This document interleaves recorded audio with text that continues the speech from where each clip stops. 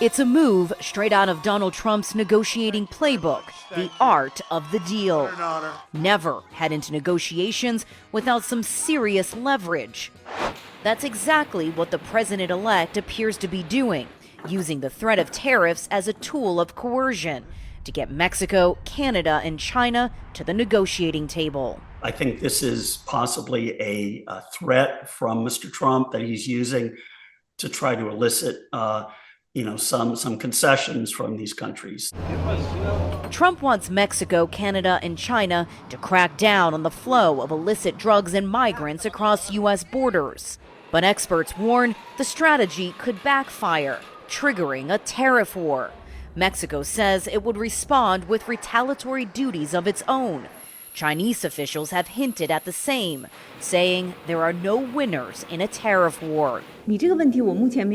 As a principle, we are open to maintaining dialogue and communications. The tariffs would undoubtedly impact Mexico, Canada, and China's economies. But with the three countries accounting for about 40% of U.S. trade, they'd hurt America too. The tariff costs passed along to consumers, driving up prices on everything from fruits and vegetables to cars, toys, and electronics.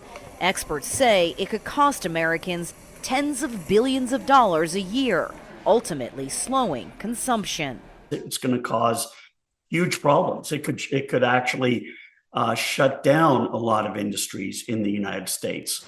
The levies, especially the additional one on Chinese goods, could also recalibrate global manufacturing as companies try to find ways to evade the tariffs.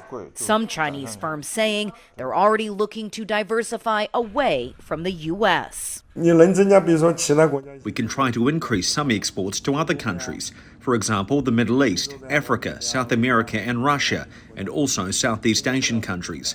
If you are not able to do it, you have no other way out. Many are worried this could just be the beginning. During his re-election campaign, Trump repeatedly called for universal tariffs on most imports into the U.S. America's allies, including the EU, are already bracing for impact. If Trump were to follow through with his tariff threats, experts say it could usher in a new era of trade protectionism across the world, where tariffs aren't a tool of trade, but of coercion and retaliation, with consumers left holding the short end of the stick. Tony Waterman, CGTN, Austin, Texas.